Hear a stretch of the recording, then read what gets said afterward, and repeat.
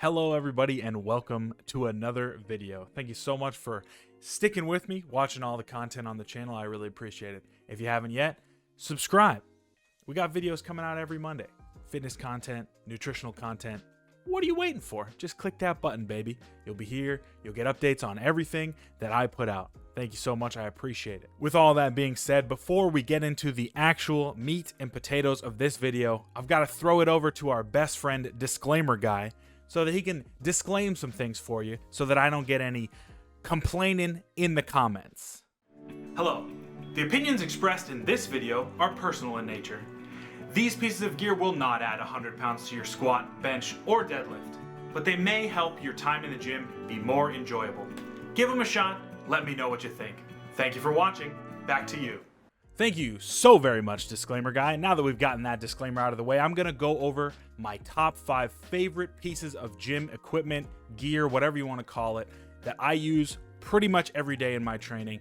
These are 5 pieces of equipment that I don't think I could live without in the gym. So my goal with this video is to give you guys some information and have you ask yourself, could this be something that I want to implement in my training? Because obviously, we always are trying to get the best stimulus in the gym, and some of these pieces of equipment could help take you to the next level. So without further ado, let's start bottom up, and we're starting with shoes. All right, I know I said top 5, but shoes counts as one category. So we're gonna go over squat shoes and deadlift shoes. Sue me, see if I care. Anyway, let's start with the squat shoes. So why would you need squat shoes? Why can't I just squat in my normal tennis shoes? You can. But a squat shoe provides a solid base. Usually when you're using a squat shoe, it has a harder plastic or a harder material at the base of the shoe rather than your rubber that you're using in a normal tennis shoe or a running shoe. And it just helps give you a solid base. And when you're getting up to a lot of weight on your back, you want to be as solid from the bottom up as possible. Another reason you might want to add a squat shoe to your gym bag would be the elevated heel. So a lot of people have some mobility issues trying to get to depth when they're squatting, and although we do want to get there as naturally as possible with just our biomechanics, some people aren't built that way. Some people have different length of their femur, different ankle mobility, different hip mobility, and the elevated heel can help you get to depth, get a good squat in without hurting your ankles.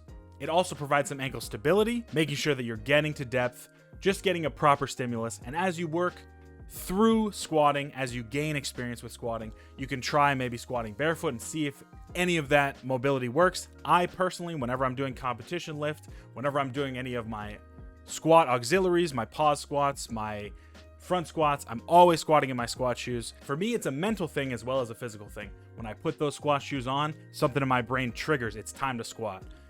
There is some science based on a uniform, quote unquote, and I have really taken to that and said, when I put these squat shoes on, that is my squatting uniform. I'm ready to put in some squat work. So these are some reasons why you could want a squat shoe. Obviously, you don't have to do it. Quick word on deadlift shoes before we move on. A deadlift shoe just allows you to have more of a flat foot. It doesn't have a big arch in it, like your typical tennis shoes, like your running shoes. Not a lot of support. Basically, the only reason I use them is so that I can deadlift without being barefoot, because who wants to wear your socks in a commercial gym? Get them all dirty, gross. Nobody likes that. So I found some deadlift shoes. They're basically just wrestling shoes that I am calling deadlift shoes. Again, flat sole, getting your foot as close to the ground as possible so you have that base to push off and lift as much as you can when you're doing your pulls.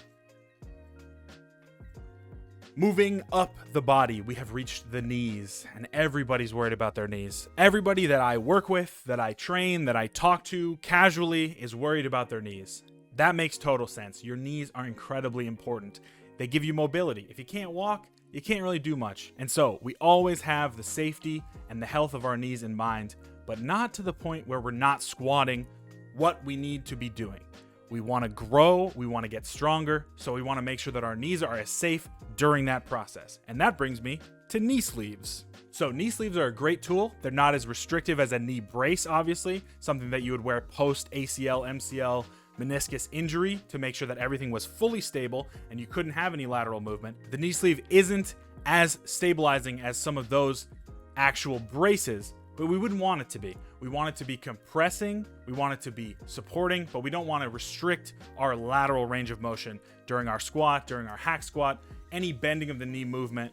For me personally, I wear my knee sleeves during any big compound movement that involves a lot of bending at the knee. Squat, hack squat, good mornings.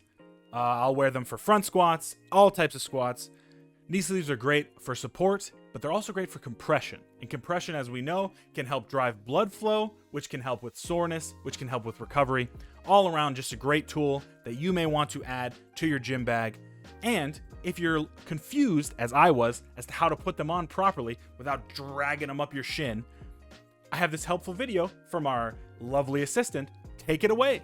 Let's talk about knee sleeves and how to put them on properly. So if you try and put them on normally, just like this, it can be a little tough to get over the shin.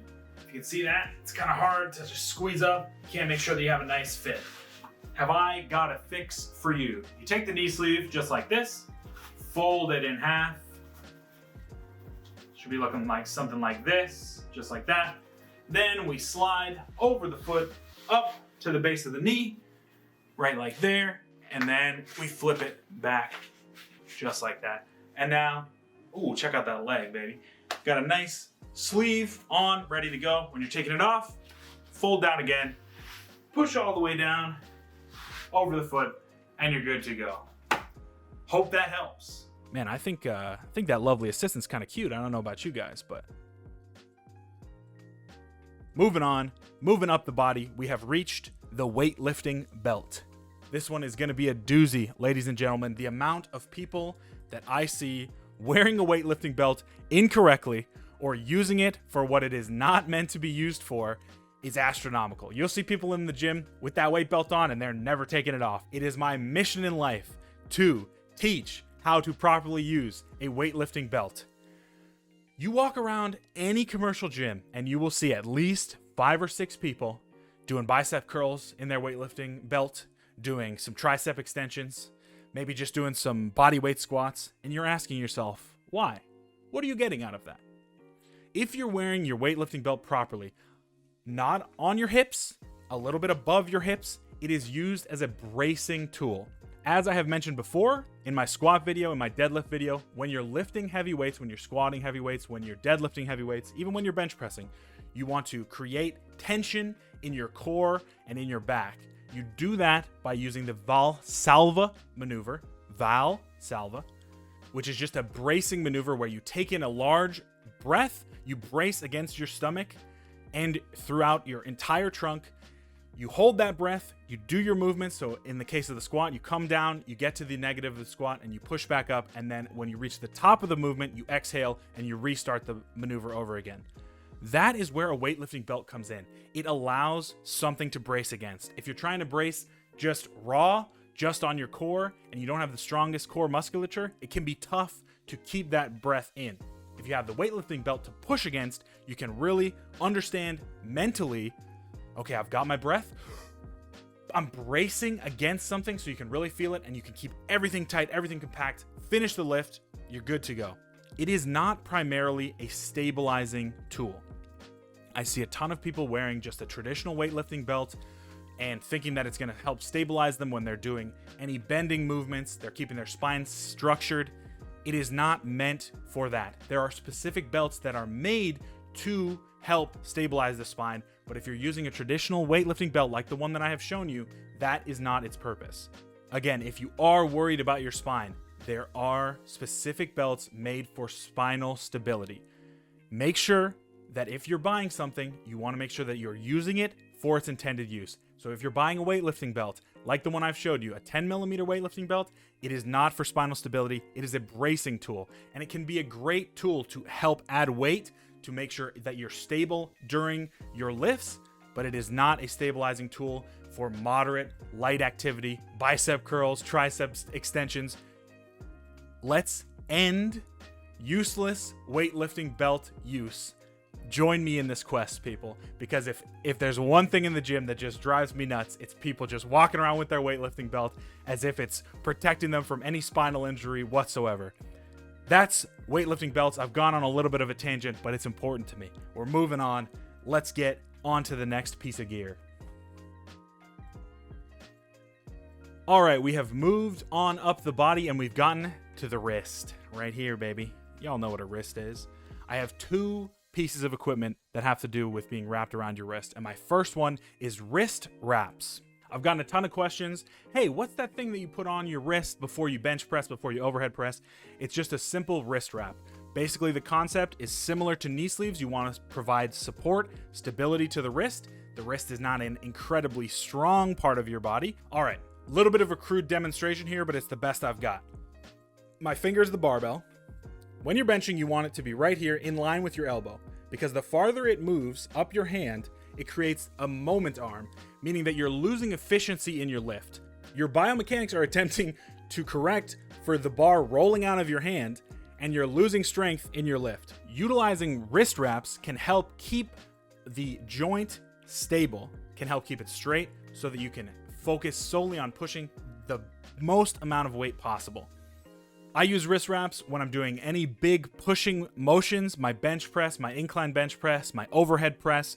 My wrists have always kind of been a sticking point for me in my bigger lifts, and I found that when I used wrist wraps, I added maybe 5 or 10 pounds instantly to all of my big lifts. So I use them now. I've been using them for about a year and a half. They're great. Again, if you don't know how to put them on, lovely assistant. Here's a quick little video for you on how to put them on properly, how to make sure that you're getting the best out of your gear. Oh, thank you so much, Past Jonah, for handing it over to me. We're gonna go over how to put on a wrist strap, baby. You've got your thumb hole right here, your thumb loop. Perfect. Take your hand, loop it around your thumb, as the name would imply. Grab your actual strap, the underside of your wrist, wrap around once, pin up against the body so it doesn't get loose, wrap around again, another pin, attach the Velcro, and you're good to go. There you go. Hope that was helpful. Thank you so much. Back to you, Past Jonah. All right, a quick word on general wrist straps before we talk about this specific product. A wrist strap is used, you attach it to your wrist, obviously, you strap whatever mechanism around the barbell, and then that allows you to move weight without your grip being the limiting factor. Super important when you're trying to get a good stimulus in overhead press, in lat pull downs, basically any big pulling movement where you really want to overload the weight, but your grip is limiting you and holding you back. The straps can help remove the tension from your grip and allow you to properly stimulate your lats. When you're doing a deadlift, if it's not a competition deadlift and you just want a deadlift for hypertrophy, you can use straps, same deal. Now that we know what straps are, I have found the greatest brand of wrist strap that I have ever used. They are called VersaGrips. I'm not sponsored, obviously. 65 subs, so you know we're not sponsored, but my goodness, these are game changers. If I could recommend to you anything off of this list, it would be getting yourself a pair of these. They're quality, they're well made, and they are so worth it. So I used to be a huge fan of doing all my pulling movements raw, no straps, you know, whatever. If that's the way you want to go for it. But just give these a try. I mean, my pulling movements have never felt better. I'm really feeling the stimulus where I want to. I used them this week on a lat pull down machine, and dude, I could overload so much more weight. I felt like I was getting a great stimulus in the lats, and I use them basically now for every pulling movement. Obviously, I don't use them on my competition deadlift, but all of my deadlift accessories, all of my deadlift variations, I'm throwing them on there, making sure that I'm getting the stimulus where I want it. Now, I know what you're going to say. Well, isn't your grip strength going to suffer from that? No. There are two ways to combat that. Basically, just naturally, as you add more weight, it's not as if the VersaGrips are taking your grip completely out of the movement. Obviously, you still need to grip the bar. You can't just hook something on. It's a malleable material. It's not a hard hook, like a hook grip that you're using. So you still need to grip. And program in some direct forearm and grip work, folks. It's not that hard. Get some wrist curls in there. Get yourself a little squeezer or whatever the hell you want to call it.